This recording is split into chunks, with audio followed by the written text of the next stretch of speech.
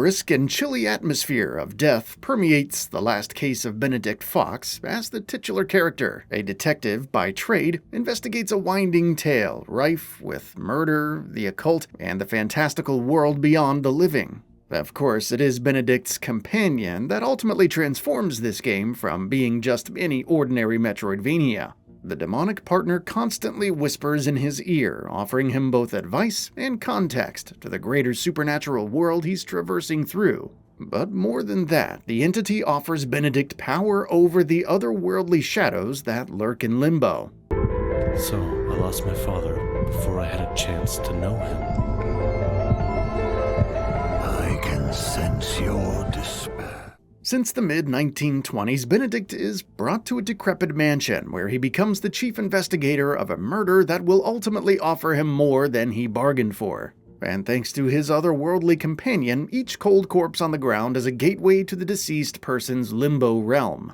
It's this strange alternate dimension where Benedict can explore the life of the case subjects at hand while battling shadowy foes. Benedict will start in the mansion as a sort of hub in the mortal plane. Of course, there are secrets and details to uncover in the mansion, but many of the clues to unlocking these elements are held in the limbo dimensions, which are initially accessed by Benedict through interacting with a corpse. Once in limbo, Benedict can unlock anchors throughout the labyrinthian passageways that act as both fast travel points and a place to heal. Speaking of fast travel, you can travel to any anchor you've unlocked at any point by simply opening your map and selecting the point you wish to head to. This convenience is an incredibly welcome feature. By design, the last case of Benedict Fox is a 2.5D Metroidvania akin to other modern titles in the same niche genre, like Ori and the Blind Forest. There's a certain grandeur offered by the game's visual appeal. The noir setting is on point and highly atmospheric. Stylistically, the world is vivid, colorful, and frightening when it needs to be. The detail and artistry behind the game's presentation are markedly evident and are easy to appreciate. The Limbo realms are an eclectic collection of hellish landscapes and scenery from each person's life. Many times I found myself just gazing at the foreground and all of the oddities marking the landscape.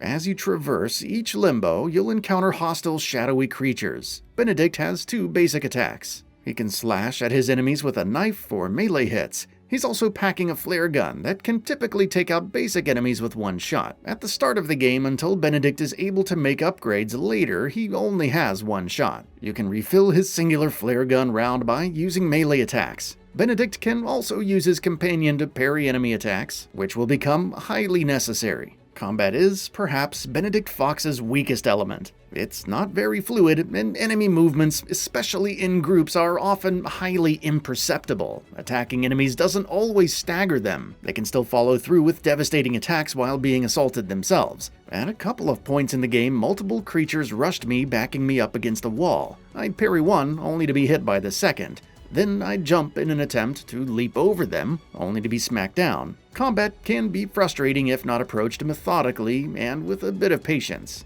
Benedict will also be capable of performing a finishing move on some enemies that are staggered, but if there are other enemies around, engaging in the finishing move only opens him up to attack. Yes, he can be hit while performing the finisher, unfortunately. As you progress in Benedict's journey, he'll be able to upgrade his companion's abilities by receiving tattoos from a mysterious woman. Benedict pays for these tattoos with ink that you collect from slaying creatures out in limbo. Keep in mind that if you die while carrying ink, you will lose it, but if you find an anchor, you can secure ink to keep it protected. These tattoo upgrades will give Benedict other offensive abilities. Tentacles will emerge from him that can slam enemies or pound the ground depending on the ability you've unlocked. This is where things can get a bit more interesting, and these powers will make life a tad easier. The journey is ultimately guided by the investigative trail, so to speak, as you uncover relics, notes, or other noteworthy clues while progressing through Limbo. You may need to hop back to the mortal plane to progress.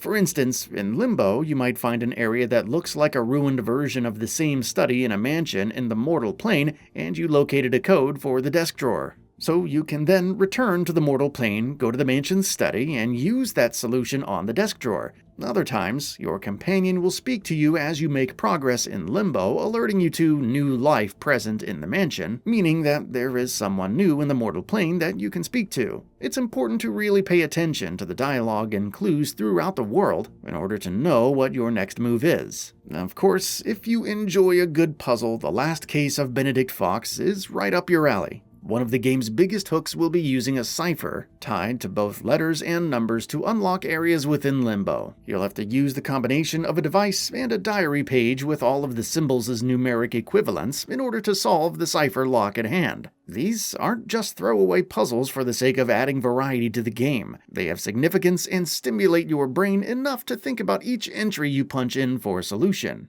I found that making progress through the use of puzzles, a dab of basic mathematics, and the cipher is a quality and engaging mechanic. The platforming elements of Benedict Fox are smooth and intuitive. Eventually, Benedict will be able to double jump with the help of his companion. Once this ability is gained, the world within Limbo opens up even more. The more abilities you unlock, the more areas you can access.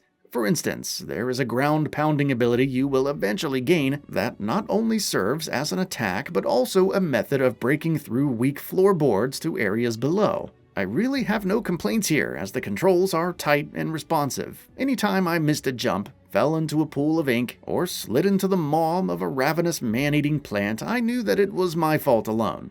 The story at the center of Benedict Fox is engaging and steeped in mystery. Each new discovery leads you down a twisted trail involving an occult organization and the livelihoods of the individual's deaths you now investigate. It's easy to soak up the lore behind each new relic you find, as everything within the world of Benedict Fox is saturated in history and the connectivity it all has to other aspects of the narrative. This is one title that I found to be more engrossing the further I went. There's something wildly thoughtful and provocative about The Last Case of Benedict Fox. You'll find it within this wondrous 2.5D platformer's beautiful world that is oozing life despite death being front and center. It only wavers in its messy combat experiences with the shadow forces of Limbo. Despite this particular fault, there's still plenty to love.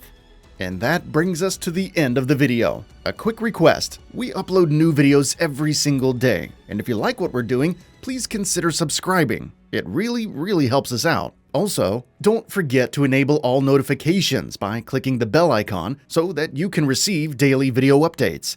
Thanks for watching.